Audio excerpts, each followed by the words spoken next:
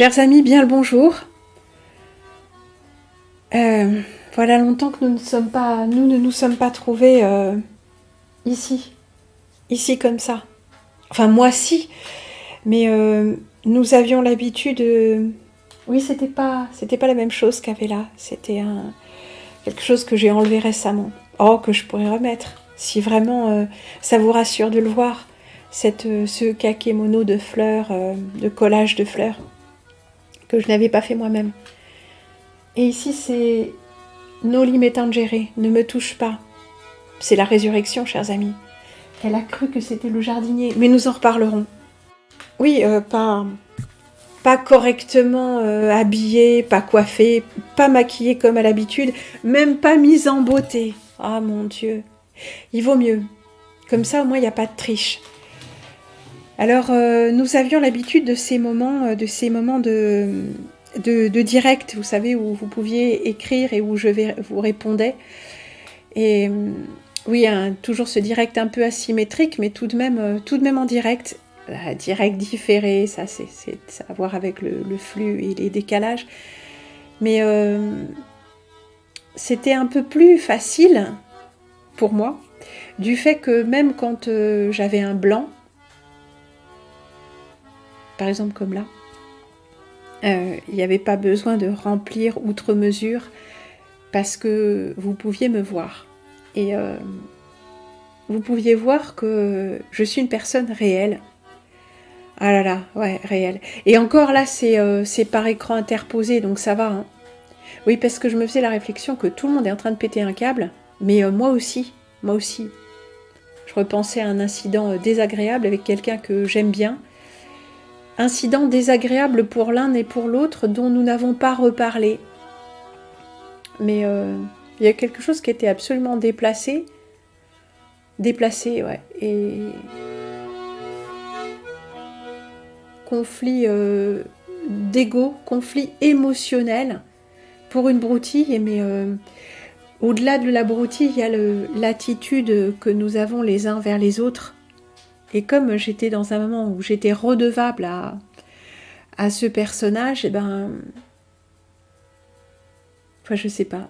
Je pourrais dire j'ai pas laissé aller ma colère. Si, au contraire, elle m'a complètement échappé émotionnellement. C'est-à-dire que du fait que je n'étais pas entendue, j'avais plus d'autre recours. Et de toute façon, comme je ne sais pas vous, mais moi j'ai très très très peu de marge de manœuvre du fait de ma situation personnelle de douleur chronique et constante. La gestion de la douleur prend énormément de place. Alors, pour beaucoup d'entre nous, il y a de ça, mais il y a aussi le fait que nous n'avons plus rien vers quoi avancer. Alors, si nous avons des enfants, il y a cette inquiétude pour eux, mais il y a quand même ce fait d'aller de l'avant, de continuer à vivre au jour le jour et à donner une perspective, chose quasiment impossible. Sauf à s'en remettre complètement à Dieu, bien sûr. Et si nous n'en avons pas, eh bien, nous n'avons aucun lien vraiment avec ce monde qui nous projette vers l'avant. De toute façon, se projeter vers l'avant n'est plus possible. Il y a eu ce coup d'arrêt en 2020. Et depuis, nous vivons dans l'instant. Alors, il y a eu cette perplexité et cette attente. Quelque chose va se produire. Je ne parle pas de ceux qui attendent que ça revienne comme avant, que tout rentre dans l'ordre, pas du tout. Mais depuis on va dire bientôt 6 ans, nous sommes un peu sur la défensive et un peu, comme on dit, dans l'expectative. Nous sommes en attente. Et nous voyons jour après jour se recommencer ce jour où il ne se passe rien, mais où l'étau se resserre très très doucement, très mollement autour de nous, avec des obligations toujours plus grandes, avec j'ai un grain de sable sous la paupière comme par hasard, avec des choses toujours de plus en plus difficiles dans le quotidien, difficiles à mettre en place pour ce qui est de la vie simple et de la subsistance. et une activité ou une non-activité qui aurait du sens. Alors, puisque plus rien n'a de sens, je suis dépenaillée parce qu'il n'y a plus de boutons sur ma chemise. Et bon.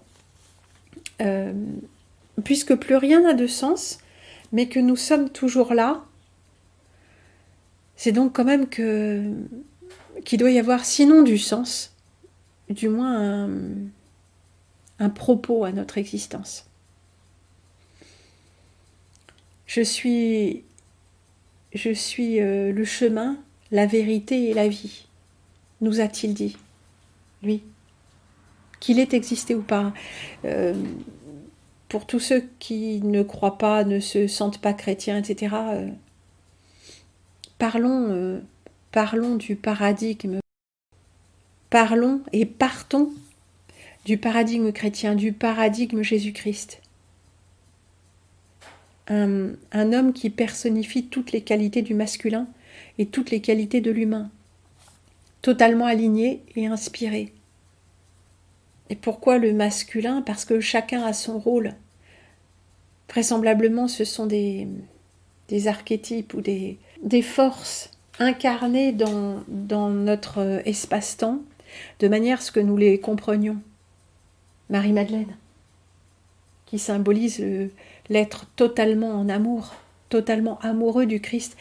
Un musulman en phase de conversion qui appelait sur une de ses émissions directes de prêcheurs américains, disait j'ai lu l'évangile. Alors lui il est musulman, donc déjà bon il a pris le soin de le faire, et je suis tombé amoureux de Jésus-Christ. Comment ne pas tomber amoureux de l'homme sans péché? Alors bien sûr, l'homme sans péché ne peut pas être né parmi nous, il ne peut pas être un homme comme nous, parce que nous sommes pécheurs. Nous sommes pécheurs simplement parce que nous nous énervons pour des broutilles ou que nous avons la malédiction facile. Même si c'est pas formellement une malédiction, une insulte est en soi une malédiction. Mais nous nous insultons nous-mêmes, nous nous souillons nous-mêmes, ce qui est difficile à comprendre parce que le malin nous tient serrés dans sa main. Alors pourquoi voulais-je vous parler aujourd'hui avec mon visage de vive voix et avec une qualité d'image assez bonne? Alors je précise, si la qualité d'image est bonne, c'est parce que j'utilise la caméra de mon ordinateur hors ligne. Voilà. Donc c'est meilleur. C'est meilleur et c'est un peu reposant. Même si ce qu'il y a à voir n'est pas extraordinaire, au moins c'est un vrai être humain qui a bien du mal, comme vous, à se tenir debout en ces temps de fin de règne, de fin de vie, de fin on ne sait pas de quoi. Oui, si je voulais vous parler aujourd'hui de cette manière-là, et pas juste avec la voix, juste avec le visage, c'est peut-être aussi pour que vous voyez que moi aussi je suis fatiguée. Je ne suis pas au mieux, au mieux de ma forme, au mieux de mon charme, et d'ailleurs je n'ai fait aucun effort pour paraître mieux que je ne suis. Car à quoi bon, n'est-ce pas? Mais nous ne savons pas combien de temps ces systèmes fonctionneront. Alors je dis ça depuis très longtemps, mais depuis le temps que je le dis, vous aurez remarqué que nous n'avons plus d'accès au direct. J'avais déjà dû retirer la vidéo qui prenait trop de ressources et qui faisait que ça marchait pas bien. Alors qu'au début, je pouvais, avec tout à fait la même configuration, je pouvais me permettre de la vidéo qui rendait la chose plus vivante. C'est-à-dire que de me voir et de me voir m'agiter, tout ça, faire peut-être des mimiques ou montrer des choses à l'écran, c'était un plus. Enfin, c'est pas si important bien sûr, mais ça faisait en sorte que la veillée était d'accord, on est à distance, mais on est là. Alors après, il n'y avait plus le visuel, il fallait imaginer. Donc il faut imaginer. Donc pour moi aussi, il faut mettre un peu plus d'expressivité et tout ça parce que les silences ne suffiront plus, parce que des moments qui ne sont pas complètement remplis de façon sonore seront vides. Bon, Donc en fait, depuis le temps que je dis « Ah, je ne sais pas combien de temps ça marchera », eh ben c'est ce qui s'est passé. De plus en plus de difficultés à la mise en ligne, de plus en plus de difficultés pour vous. Vous voyez que vous êtes désabonné, vous n'avez pas les notifications, ce qui signifie que, en fait, moi ça m'est égal fondamentalement, mais vous, ça veut dire que si vous attendez après ça pour savoir s'il y a une émission ou pour en fait que nous puissions mettre toute notre énergie dans le même moment de l'espace-temps, ça fait quelque chose. On ne se rencontre pas vraiment, et j'allais dire tant mieux, parce que je ne pourrais pas vous rencontrer tous.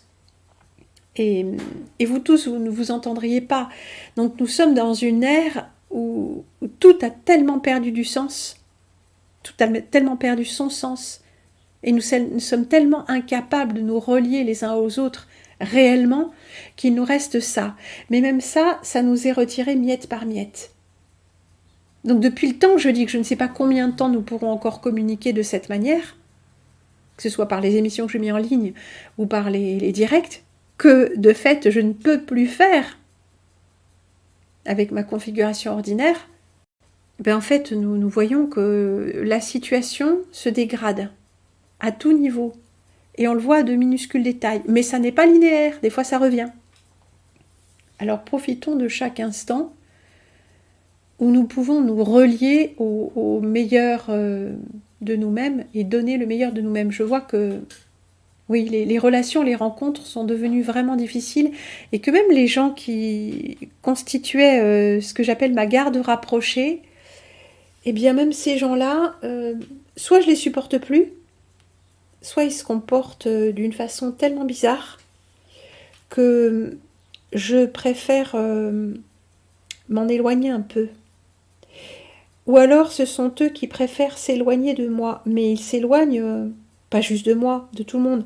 Alors moi c'est spécial parce que déjà je suis insupportable, ensuite je laisse rien passer, et puis l'effet pervers, je vais le redire, pour ceux que je serai amenée à rencontrer à partir de maintenant, l'effet pervers de m'avoir rencontré à travers le personnage Prune de Prune, ouais, le personnage, ouais, c'est que vous avez imaginé de moi des choses à travers ce que je dis, la façon dont je me présente, la façon dont je me présente comme là. J'ai beau ne mettre aucun artifice en plus, rien que le fait que j'enregistre cette vidéo, c'est pas moi tel que je suis dans l'interaction, parce que là, il n'y a pas d'interaction. L'interaction avec l'humain nous met dans une grande difficulté, bien plus grande depuis ces quelques dernières années. Quelque chose s'est resserré, refermé, quelque chose s'est vidé dans cet espace-temps que nous croyons habiter. Nous croyons que nous habitons toujours le même espace-temps, mais c'est faux. C'est tout à fait faux. Alors, jusqu'à encore quelques années, ce qui nous mettait vraiment en difficulté les uns et les autres, c'était la relation de couple.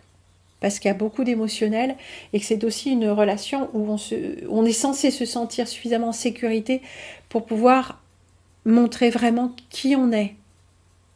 Même quand on est très spontané d'une façon générale, il y a des choses en plus, il y a des choses cachées, il y a toutes les souffrances et tout ça, toute l'intériorité que nous pouvons laisser s'exprimer un peu plus avec la personne avec qui nous vivons. Même si nous ne vivons pas constamment ensemble, il y a ce rapport privilégié. Et c'était là justement que ce que nous sommes au profond et qui n'est pas guéri fait surface et peut heurter l'autre, soit en l'énervant, soit en allant chercher sa propre part blessée. Et ça se limitait à la relation de couple. La relation amicale était une relation moins dangereuse, moins susceptible de nous amener au clash en bon français, à la rupture. Or, je remarque que désormais, toute relation nous amène à ça. Plus exactement, les relations amicales ont accédé au statut de relations privilégiées, aux relations intimes. Pourquoi ?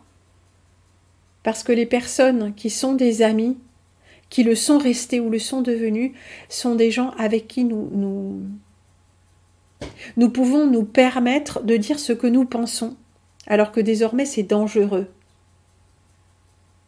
Il faut observer le statu quo, il ne faut pas parler du ciel, il ne faut pas parler des campagnes de vaccinage, il ne faut pas parler de tout ce qui s'est passé depuis 5 ans avec les gens ordinaires.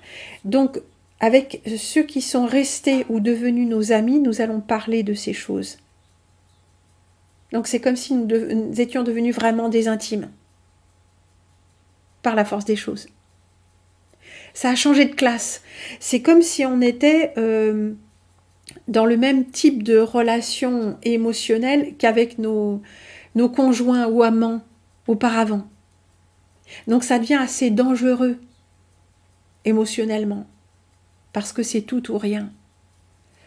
Et en fait, nous sommes très près du point de rupture tout le temps. Mais avec nos vrais amis, je veux dire.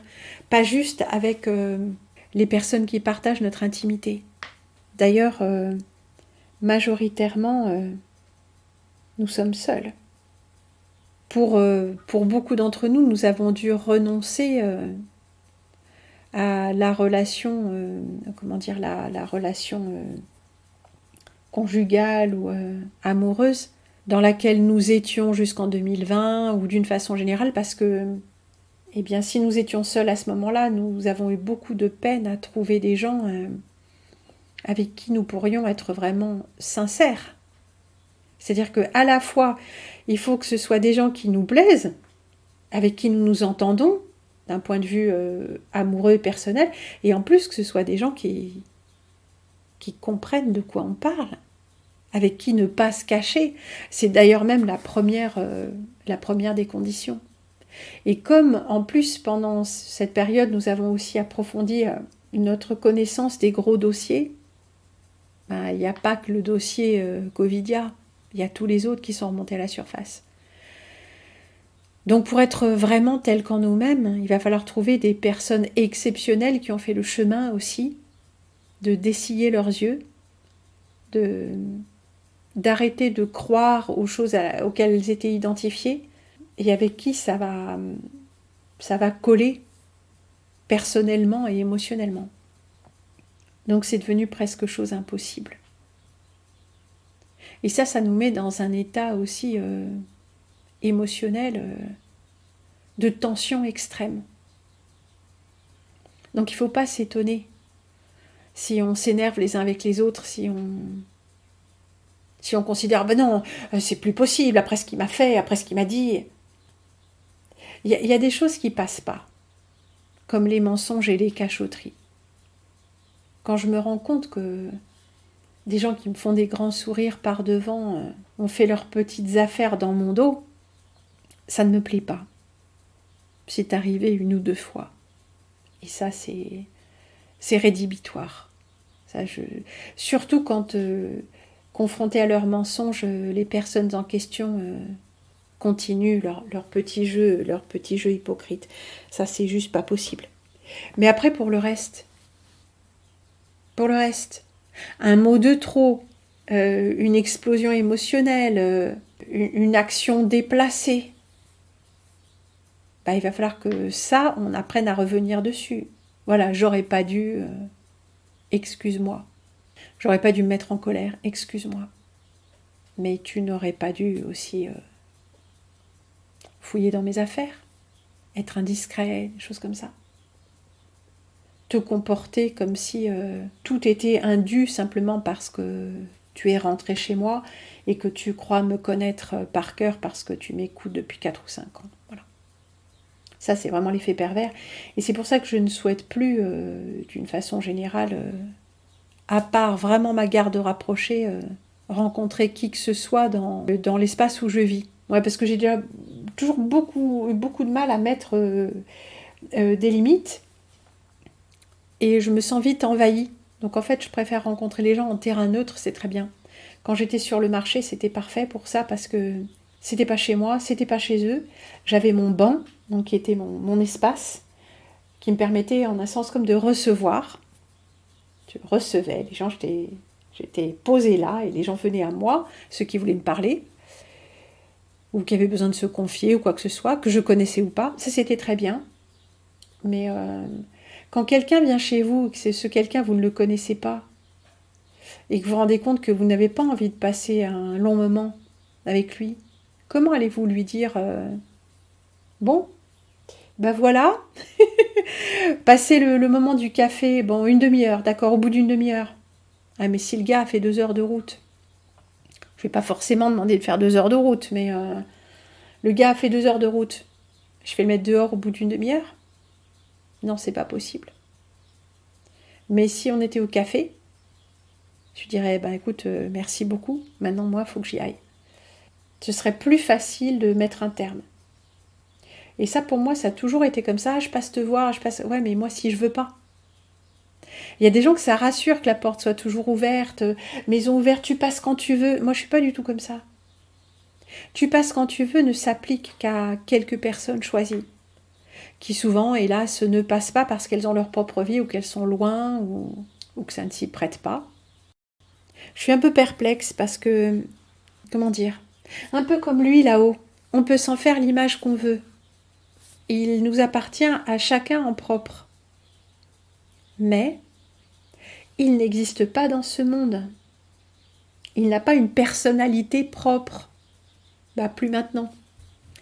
Prenons même le cas pour les non-croyants, qu'il n'ait jamais vraiment existé, en tout cas pas comme l'histoire le raconte, mais ce qu'il est devenu, cet archétype qu'il est devenu, appartient désormais à tous. Comme les saints, on peut prier les saints, ils sont avec nous le temps de la prière. Mais une personne réelle ne peut pas satisfaire cette exigence d'être avec tous, exactement comme chacun se l'imagine. Donc la réalité est devenue compliquée pour nous, surtout avec cet effet pervers de, j'allais dire, de star system, de vedettariat, même très très relatif. Bah, je sais pas, même un auteur, prenons un auteur de livres, quelqu'un qui raconterait sa biographie ou de façon extensive, donc on saurait qui c'est, mais de sa propre part, bien sûr, ses propres mots, et puis écrirait des romans, des essais, et à travers ses écrits, on apprendrait à le connaître. Mais ça ne veut pas dire pour autant qu'on le connaît vraiment, qu'on a compris qui il est. Nous le connaissons à travers ses propres mots. Et même si nous assistons à une conférence, nous voyons bouger, nous voyons répondre et se comporter de façon naturelle, tout ça, c'est pas pour autant que nous aurons de lui une image juste, nous aurons l'image que nous nous serons fait chacun de lui. Dans notre entourage immédiat, il y a tellement peu de gens qui tiennent la route, avec qui nous avons envie d'échanger, avec qui nous pouvons tout simplement échanger, parce que ces gens sont aveugles à la réalité autour d'eux, que nous devons chercher ces gens là où ils se trouvent, et le réseau des réseaux, oui, Internet c'est ça, network, hein. Le réseau inter-réseau nous offre la possibilité d'être en contact virtuel, et comment dire, décalé, cherche un mot, pas réel, pas indirect en fait, en contact indirect avec tous ces gens. Je suis une de ces personnes pour toi, mais moi, je cherche aussi d'autres personnes qui portent une parole que je n'entends pas s'exprimer autour de moi, des prises de position autour de sujets qui n'intéressent personne, ou des prises de position que personne n'a. Donc moi aussi, je cherche. J'ai besoin d'entendre que je ne suis pas toute seule. Mais ça n'est pas dans le monde réel. Pour que ça prenne place dans le monde réel, il faut que j'aille chercher ces gens-là. Mais l'effet pervers, c'est que comme je serais allée les chercher par rapport à une problématique, tous les autres aspects de leur personnalité, je suis obligée de les laisser de côté. Parce que de nombreux aspects de leur personnalité ne me concernent pas, ne me conviennent pas, leur façon de vivre, etc. Donc en fait, nous en sommes de plus en plus réduits au plus petit dénominateur commun, ce qui explique que nous n'arrivons plus à vivre ensemble. Donc en fait, l'idée de nous confiner dans des petites cases, chacun livré par drone parce que nous sommes enfermés et sous surveillance. C'est presque une métaphore de ce qui nous arrive, ce qui nous est déjà arrivé, ce que nous vivons actuellement, un enfermement total, où les gens autour de nous, d'une façon générale, les gens autour de nous ne nous comprennent pas. Les gens autour de nous peuvent même représenter un danger du fait de nos positions qui nous rendent, font de nous des dissidents de la pensée, des gens qui pensent mal, des gens dont il faut redresser l'esprit. Ben oui, climato-sceptiques, critiques par rapport à l'industrie pharmaceutique, par rapport au système d'argent tout entier, bref, des inadaptés complets. Alors voilà, nous voilà isolés, reliés virtuellement les uns aux autres par l'outil même, l'outil technologique même, qui est l'instrument de notre domination. Et la boucle est bouclée. Vous voyez, chers amis, si nous nous en tenons aux choses de ce monde, il n'y a aucun moyen de nous en sortir. Il n'y a qu'un seul moyen de nous en sortir, nous souvenir que notre royaume n'est pas de ce monde, son royaume n'est pas de ce monde, et que jamais ici nous n'avons été libres, même si la laisse était suffisamment longue pour nous laisser croire que nous avions une marge de manœuvre pour accomplir quelque chose pendant le temps de notre vie. Accomplir réellement, mais il n'en est rien. Ce que nous pouvons accomplir, c'est la transformation du petit personnage inquiet et avide de posséder des choses ou de réaliser des choses dans la matière pour le bien de ce monde, pour le bien de ses enfants, pour les générations suivantes, pour aussi les peuples qui souffrent, etc. Non. Enfin, je ne dis pas qu'il faut complètement oublier toute empathie, au contraire. Mais la seule chose que nous pouvons faire, c'est travailler sur nous-mêmes avec ce qui nous est donné chaque jour. Ce qui nous est donné en bien et en mal, en bon et en mauvais. Ce qui est compliqué, c'est que pour la plupart d'entre nous, nous ne savons plus ce que nous devons faire. Puisque l'humain, pour pouvoir agir, a besoin de regarder vers l'avant. Quand on commence à regarder beaucoup vers l'arrière, c'est que la vie est terminée. Et agir au jour le jour. Petit oiseau a gratté la vitre. Agir au jour le jour. Tiens, voilà qui me rappelle la parabole. Alors que rien ne nous appelle vers l'avant, que c'est presque impossible. Comment avancer, c'est-à-dire faire un pas, quand on ne peut pas regarder devant soi?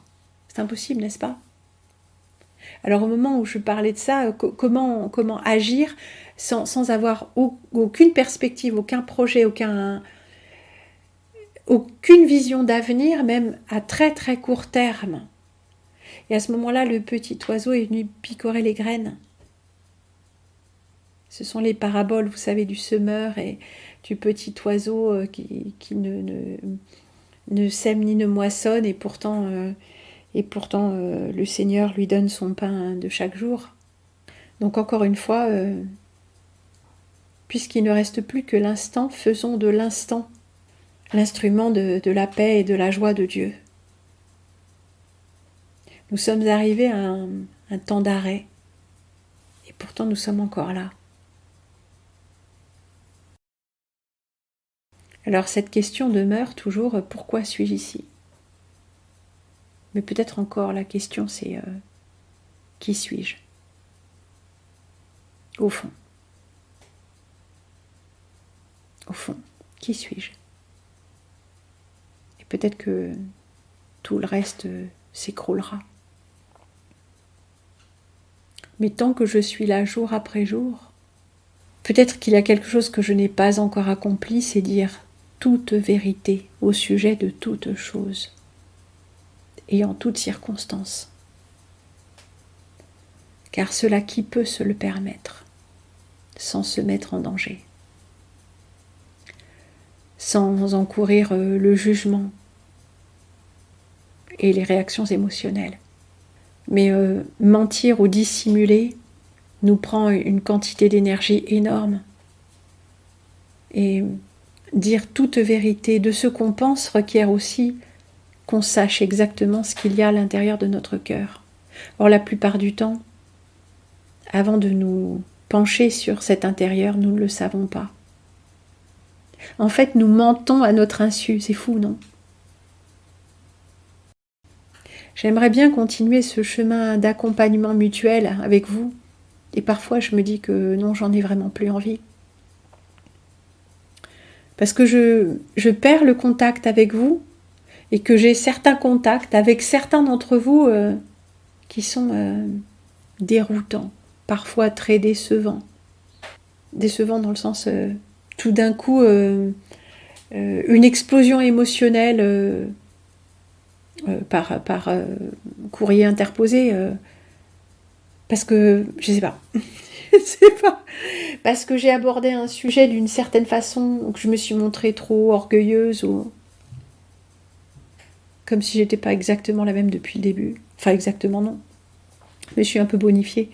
Mais comme si ce que j'étais, qui était susceptible de vous insupporter, tout d'un coup s'était manifesté d'une façon différente. Et puis, bon, ça, ce sont de tout petits phénomènes, mais parfois, je ne vous sens plus. Je ne sais pas si vous êtes là. Je ne sais pas si vous êtes là. Peut-être le fait que nous faisions ces directs auparavant permettait de maintenir un contact. C'est-à-dire que je voyais qui était là. Il y avait des réactions, il y avait l'un, puis l'autre, un petit mot. Et là, je ne sais pas si vous êtes là. Il y a sans arrêt de nouvelles personnes que je ne connais pas, mais je ne sais pas si vous êtes vraiment là. Là, présent. Si nous sommes encore là, ensemble. J'ai pas vraiment de moyen de le savoir. Si, je reçois vos lettres. Je ne sais pas s'il y a encore une cohésion. Parfois je le sens, et parfois je le sens pas. Et ces derniers temps, j'ai l'impression que je ne le sens pas. Est-ce moi ou est-ce vous? Écoutez, chers amis, vous me le direz. S'il vous plaît, dites-le moi. Ne manquez pas de me le dire. Êtes-vous toujours là? Et je me suis énervée récemment parce que vous m'écoutiez d'une oreille distraite. Vous croyez que vous avez compris, vous croyez que vous avez entendu. Et vous répondez à côté de la plaque. Ou vous êtes tout à fait d'accord avec mes propos, mais c'est pas du tout... les propos que vous avez entendus ou compris sont pas du tout les miens. Les prises de position sont pas du tout les miennes. C'est assez curieux. Et je me suis dit, peut-être tant pis, après tout, ce que j'aimais est donné. Et ce sera entendu comme ce sera entendu. Ce sera reçu comme ce sera reçu. Ça ne m'appartient plus. Peut-être que ces derniers temps, j'ai trop voulu garder la mainmise ou le contrôle sur... contrôle. J'aimerais bien que ce que je dis soit compris comme je l'ai dit, qu'on ne me fasse pas dire le contraire de ce que j'ai dit. Mais après tout, je n'y peux rien. Si vous n'êtes pas là, si vous n'écoutez pas, ou si vous n'êtes pas en capacité de comprendre ce que je dis comme je l'ai dit, qui puis-je? Peut-être que l'important n'est pas là, mais que l'important soit que je continue à stimuler votre esprit de la manière dont vous êtes capable de le recevoir, et qu'ensemble on tâche de rester vivant, même si on ne se comprend pas. Pour moi, c'est immensément frustrant puisque j'avais cherché depuis le début à mettre à votre disposition des outils cognitifs, des outils de raisonnement, des outils de réappropriation de votre propre pensée. Je n'ai pas forcément vocation à réussir là-dedans. Il n'y a pas d'échec, après tout, c'est donné. Ça a fonctionné ou n'a pas fonctionné, en fait, c'est au-delà de moi. Alors je ne sais pas ce que vous pensez, en fait, je ne sais pas De toute façon, pour moi, je sais bien que vous ne constituez pas une entité homogène. Il y a toi, il y a toi, il y a toi. Chacun prend ce qu'il a à prendre. C'est pourquoi je ne peux pas me présenter à vous comme une personne réelle, que chacun pioche en moi jusqu'au moment où il ne restera plus rien. Il faut que nous soyons plus fins que ça, plus créatifs.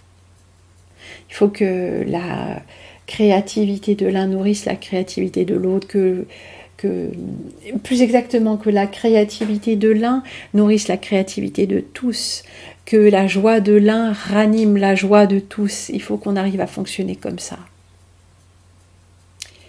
Mais, chers amis, c'est pas gagné. Et de moins en moins. Notre patience est mise à rude épreuve. Et notre force vitale est aussi mise à rude épreuve. Mais plus que tout, c'est notre foi. Et si nous ne nous sommes pas encore déclarés pleinement pour la vérité, celle que notre petit mental et notre petit ego ne peuvent pas accueillir, mais dont notre âme a la nostalgie, dont elle a faim et soif, cette vérité-là, cherchons-la de toutes les manières possibles. Et ça va passer par un assouplissement de l'ego ou rupture sur rupture. Chers amis, cet hiver ou cette fin d'hiver, je ne sais pas, ce cœur de l'hiver, ce bout d'hiver est des plus étranges. Ce jour toujours recommencé de grisaille, d'un plafond bas qui n'est pas du tout du brouillard, cette lumière de dessous les nuages, ce néant gris, toute cette atmosphère est des plus étranges. Même si vous avez peut-être ailleurs d'autres configurations, je sais que vous êtes aussi mis à rude épreuve. Tout ça nous porte sur les nerfs. Souvenons-nous que nous sommes plus que ce petit personnage. Essayons de nous souvenir. Essayons de nous en souvenir ensemble. Mes hommages.